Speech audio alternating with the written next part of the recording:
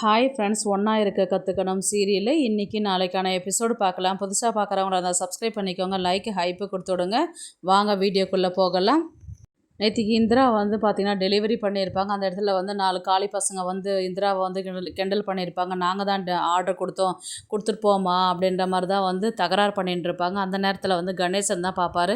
இந்த பொண்ணு எதுக்கு இந்த பக்கம் போகுது, இந்த பக்கம் வழியே இல்லையே அப்படின்ற மாதிரி தான் வந்து அவர் என்ன பண்ணுவார், பார்ப்பார் இந்திராவை என்ன பண்ணுறாங்க அப்படின்னு சொல்லிட்டு வந்து பார்க்கும்போது இந்த காளி பசங்களாம் வந்து இந்திராவை வந்து கலாட்டா பண்ணிட்டு இருக்கும்போது இவர் கணேசன் வந்து உருட்டுக்கட்டை ஒன்று எடுத்துகிட்டு வந்து அவங்கள அடித்து விரட்டி அவங்கள அங்கேருந்து துரத்தி விட்டுருவார். ரொம்ப தேங்க்ஸ் அங்கிள் அப்படின்னு சொல்லிட்டு அங்கேருந்து கிளம்பி வருவாங்க. நீ முதல்ல கிளம்புமா, நானும் கிளம்புறேன் அப்படின்ற மாதிரி தான் சொல்லிட்டு நீ வீட்டுக்கு ஹாஸ்டலுக்கு போயிட்டு எனக்கு கால் பண்ணு அப்படின்ற மாதிரி தான் வந்து சொல்லுவாங்க. ரொம்ப தேங்க்ஸ் அங்கிள் அப்படின்னு சொல்லிட்டு அங்கேருந்து கிளம்பிடுவாங்க. இந்த விஷயம் வந்து பார்த்திங்கன்னா இவங்க இந்திரா வந்து முருகனுக்கு கால் பண்ணி சொல்லுவாங்க. என்னங்க எதனா பிரச்சனையா, எங்கே இருக்கிறீங்க, என்ன சாப்பிட்டீங்களா, என்ன பண்ணுறீங்க அப்படின்ற மாதிரி கேட்டதுக்கு, ஏங்க நிறுத்துங்க, முதல்ல இந்த ஹோட்டலில் மெனு கேட்கும் போது வந்து சொல்வீங்களா, அந்த மாதிரிலாம் கேட்காதீங்க, முதல்ல என்னையும் பேச விடுங்க அப்படின்ற மாதிரி தான் வந்து இந்திரா வந்து சொல்லுவாங்க. சரி சொல்லுங்க, நான் ஒரு பிரச்சனையில் மாட்டிக்கிட்டேன், அந்த இடத்துல வந்து உங்கள் கூட இருக்கிறவர் தான் வந்து என்னை காப்பாற்றினார் அப்படின்னு சொல்லிட்டு சொன்னதுக்கு யார் அப்படின்னு சொல்லி கேட்டது, இல்லை கொஞ்சம் வேஷ்டி சட்டெல்லாம் போட்டுட்டு இருப்பாருங்களே அப்படின்னா, ஓ மாமா, கணேச மாமா, ஆமாம் அவர் தான் வந்து இந்த மாதிரி நான் டெலிவரி கொடுக்க போகும்போது 4 காளி பசங்க வந்து கலாட்டா பண்ணாங்க. அந்த நேரத்தில் அவர் தான் வந்து என்னை காப்பாற்றி விட்டார் அப்படின்ற மாதிரி வந்து சொன்னதுக்கு, ஓ அப்படியா, சரி இருங்க அவரு நான் லைனில் போடுறேன் அப்படின்னு சொல்லிட்டு கால் பண்ணுவார். கான்ஃபரன்ஸ் கால் போடுவார். அங்கே போகும்போது வந்து பார்த்திங்கன்னா அவர் நின்று பேசிகிட்டு இருப்பார். என்ன மாப்பிள்ள இந்த நேரத்தில் கால் பண்ணியிருக்கிற அப்படின்னு கணேசன் வந்து கேட்பார். ஒன்றும் இல்லை மாமா, சும்மா தான் இருக்கிறேன் அப்படின்னு சொல்லிட்டு பேசும்போது தான் இவங்க இந்திராவும் கனெக்ட் பண்ணி விடுவாங்க. ஹலோ அப்படின்வாங்க. என்ன மாப்பிள்ள பொம்பளை வாய்ஸ் கேட்குது அப்படின்ற மாதிரி வந்து கேட்டதுக்கு, இல்லை மாமா இந்திரா தான் உங்ககிட்ட பேசுகிறாங்க. இந்திராவா, யார் அது அப்படின்னு கேட்பாங்க. ஐயோ அங்கிள் மறந்துட்டிங்களா, காலையில் தான் காப்பாற்றி விட்டீங்களே அப்படின்னு சொல்லிட்டு டெலிவரி பண்ணும்போது அப்படின்னு சொல்லிட்டு சொல்லும்போது, ஓ நீயாம்மா சொல்லுமா அப்படின்னும் போது தான் ரொம்ப தேங்க்ஸ் அங்கிள், தேங்க்ஸ் சொல்கிறதுக்கு தான் கால் பண்ணா, நீ தான் அத்தனை வாட்டி தேங்க்ஸ் சொல்லிட்டியாம்மா, சேஃபாக வந்து சேர்ந்துட்டியா, எதுவும் பிரச்சனையா, அங்கே எதனா பிரச்சனை பண்ணானுங்களா அப்படின்னு சொல்லு, நான் வந்து அவனுங்களை தும்சம் பண்ணிடுறேன் அப்படின்ற மாதிரி தான் வந்து கணேசன் வந்து சொல்லுவார். யோ மாமா, என்ன நீ பாட்டுன்னு ஹீரோ ரேஞ்சில் பேசிட்டு போகிற, என்ன தான் நடக்குது உங்கள் 2 பேருக்குள்ளே, நீங்கள் பாட்டுன்னு பேசிட்டு இருக்கிறீங்களா, என்கிட்டையும் சொல்லிட்டு பேசுங்களேன் அப்படின்ற மாதிரி தான் வந்து சொல்லுவாங்க. நடந்த விஷயத்தெல்லாம் சொல்லிவிட்டு, இவ்வளோலாம் பண்ணிட்டியா மாமா, அதெல்லாம் எதுவுமே சொல்லிக்காத அப்படி கம்முனே இருக்கிறியே அப்படின்ற மாதிரி வந்து சொல்லுவாங்க. அதெல்லாம் ஒன்றும் இல்லை மாமா, எதனா ஒரு பொம்பளை பிள்ளைக்கு பிரச்சனைனா நம்ம சும்மா இருப்போம்மா, ஹீரோ மாதிரி தான் போயிட்டு வேலையை செய்யணும் அப்படின்ற மாதிரி தான் வந்து அவர் சொல்லுவார். பார்க்கலாம் எத்தனை நாளைக்கு அப்படின்ற மாதிரி, சும்மா இருமாப்பில், ஏதோ அந்த புள்ள கஷ்டப்பட்டுச்சேன்னு சொல்லிட்டு ஹெல்ப் பண்ணேன், இதெல்லாம் வேறு திரும்ப நீ வேறு சொல்லிட்டு இருக்கிற அப்படின்ற மாதிரி சொன்னதுக்கு, ஐயோ மாமா கிண்டல் தான் பண்ணேன், சும்மா தான் சொன்னேன், தப்பாக நினச்சிக்காத அப்படின்ற மாதிரி தான் வந்து சொல்லுவார். அதெல்லாம் ஒன்றும் இல்லை மாமா, நீ பண்ணாத வேறு யார் பண்ண போகிறா அப்படின்ற மாதிரி வந்து சொன்னதுக்கு, ரொம்ப தேங்க்ஸ் அங்கிள், எத்தனை வாட்டியுமா தேங்க்ஸ் சொல்லுவேன் அப்படின்னு சொல்லிட்டு அவர் சொல்லுவார். அடுத்தது வந்து இன்றைக்கி மெஸ்ஸில் வந்து பார்த்திங்கன்னா 2 பேரும் வந்து ஆல்ரெடி வந்து கதை ஸ்டார்ட் ஆகி 2வது நாள் வந்து பார்த்திங்கன்னா பிரச்சனை பண்ணுறதுக்குன்னு வருவாங்க. அப்போ பிரச்சனை பண்ணும்போது வந்து பார்த்திங்கன்னா முருகன் வந்து அவங்கள வந்து அடித்து அனுப்பிடுவார். இதை நான் சும்மா விடக்கூடாது, முதல்ல இந்த மெஸ்ஸை நான் மூடணும், அவனுங்க நான் யாருன்றதை நான் தெரிஞ்சுக்கணும் அப்படின்ற மாதிரி தான் வந்து அன்றைக்கி வந்து ஈவினிங்கு குடிச்சிட்டு வந்து அந்த கலாட்டா பண்ணிட்டு இருப்பார். உடனே வந்து பார்த்திங்கன்னா இவங்க 2 பேரும் ஆள் அனுப்பியிருப்பாங்க. சாப்பாட்டில் வந்து பொங்கலில் மண்ணை வாரி போட்டு, ஐயோ ஒரே கல் மண்ணாக இருக்குது அப்படின்னு சொல்லிட்டு சொல்லுவாங்க.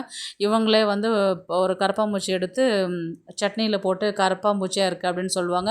உடனே அங்கே இருக்கிறவங்களே என்ன பண்ணுவாங்க, உணவு பாதுகாப்பு துறைக்கு வந்து கால் பண்ணிவிட்டு, யார் எனக்கு கால் பண்ணுது அப்படின்னு சொல்லிட்டு கேட்பாங்க. நான் தான் சார், இந்த மாதிரி சாப்பாட்டில் கல் இருக்குது, கரப்பாம்பூச்சிலாம் இருக்குது அப்படின்னு, சரி ஃபுட்டெல்லாம் போய் எப்படி இருக்குன்னு போய் பாருங்கள் அப்படின்னு சொல்லுவாங்க. இவங்களே வந்து எல்லா திங்ஸுமே எடுத்துகிட்டு வருவாங்க. பல்லி, பூச்சி இதெல்லாமே இங்கேருந்து இதுலேருந்து இருக்குது அப்படின்வாங்க. இதெல்லாம் பார்த்து எல்லாருமே அதிர்ச்சி ஆவாங்க. இன்றைக்கி மட்டும்தான் சார் இந்த மாதிரிலாம் நடக்குது, இதனால அந்த மாதிரி நடந்ததில்லை, 25 வருஷமாக நான் மெஸ்ஸை நடத்திட்டு வரேன், நான் இன்றைக்கி வரலையும் எதுவுமே அந்த மாதிரிலாம் பிரச்சனையே வந்ததில்லை, நீங்கள் இப்போ வந்தீங்க அதனால தான் இந்த மாதிரிலாம் ஆச்சு, இப்போ நாங்கள் கொண்டு வந்து போட்டோன்னு சொல்கிறியா அப்படின்ற மாதிரி கேட்டதுக்கு, அப்படி சொல்ல வரலைங்க சார், எப்போவுமே இந்த மாதிரி பிரச்சனைலாம் வந்ததில்லை, நீங்கள் வேணால் வெளியில் போய் கேட்டு பாருங்கள் சார், எல்லாருமே எங்கள் கடையை பற்றி நல்லா தான் சொல்லுவாங்க, அந்தளவுக்கு நான் நல்லா தான் மெயின்டைன் பண்ணிட்டு இருக்கிறேன், யார் வம்பு தும்புக்கும் நான் போகிறது இல்லைங்க சார், என்னங்க சார் பண்ணுறீங்க அப்படின்ற மாதிரி வந்து சொன்னதுக்கு, இதை இழுத்து மூடி சீல் வைங்க அப்படின்ற மாதிரி தான் சொல்லுவாங்க. சீல் வைக்க, ஐயா வேணாங்க என் உழைப்பு 25 வருஷம் உழைப்பு இதெல்லாம் போட்டிருக்கிறேன், இதை நீங்கள் இந்த மாதிரி பண்ணிட்டு போனால் யாரும் இனி சாப்பிட வர மாட்டாங்க, எங்கள் மெஸ்ஸோட ஆஃபீஸோட பேரே போயிடும். தயவுசெய்து நீங்கள் தான் இந்த மாதிரிலாம் பண்ணாதீங்க அப்படின்ற மாதிரி தான் வந்து கேட்டதுக்கு, எனக்கே நீ வந்து ஆர்டர் போடுறியா அப்படின்ற மாதிரி தான் அவர் வந்து சொல்லுவார்.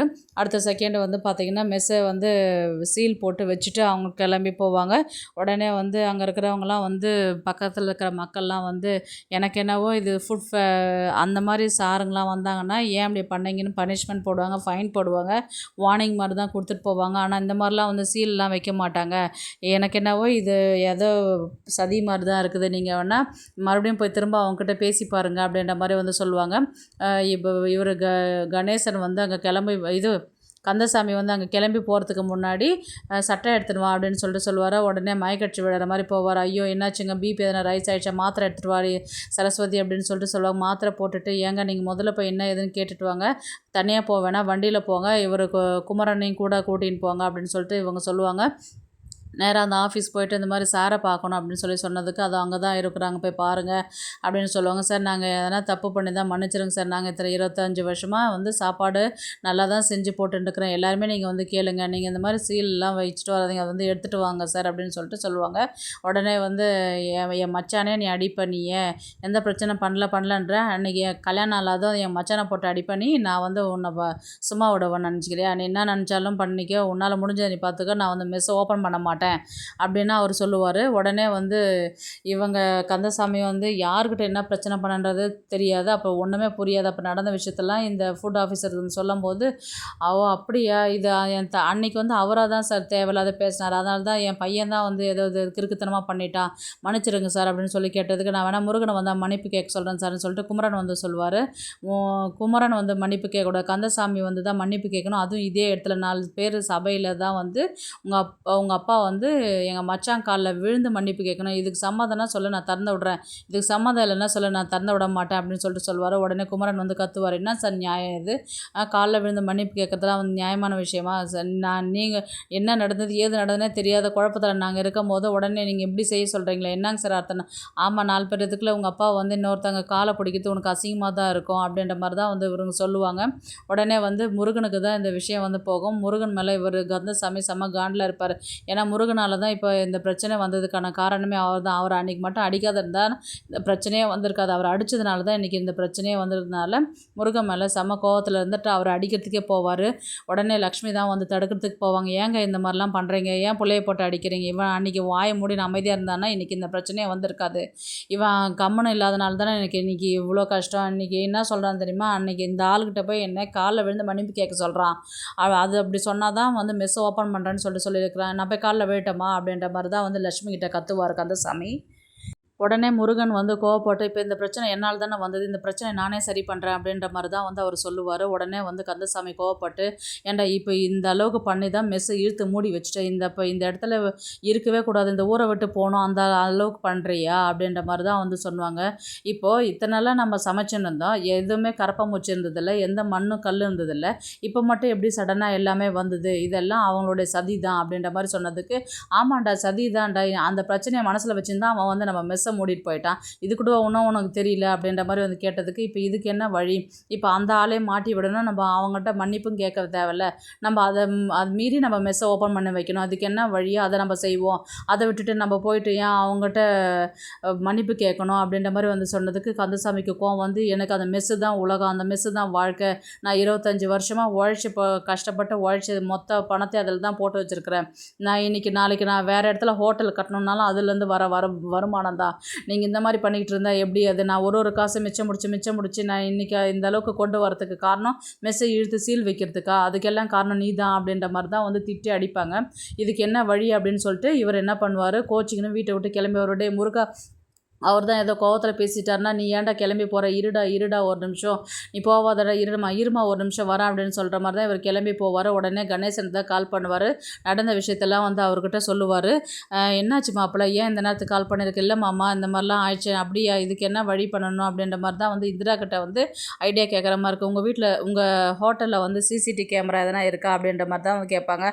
அதெல்லாம் இல்லையே இந்திரா அப்படின்ற மாதிரி வந்து கேட்டதுக்கு, இப்போ நம்ம எப்படி வச்சு அதை ப்ரூஃப் பண்ணுறது, இப்போ அந்த ஆளையே நம்ம மாட்டி விடணும், இந்த மாதிரி விரோதத்தினால தான் இந்த மாதிரி வந்து செஞ்சாருன்றது, அவரை வேலையை விட்டு தூக்கணும், அதுக்கு என்ன வழி பண்ணுறது அப்படின்ற மாதிரி தான் வந்து இவங்க வந்து பிளான் பண்ணுவாங்க. இதுக்கெல்லாம் ஒரு வழி நான் பண்ணுறேன் அப்படின்னு சொல்லிட்டு இந்திரா தான் வந்து ஏதோ ஒரு பிளான் பண்ணி இந்த விஷயத்த வந்து அந்த ஆஃபீஸர் மேலே தான் தப்பு இருக்குது அப்படின்ற மாதிரி தான் வந்து ஒரு வீடியோ மூலயமா ரெடி பண்ணுவாங்க.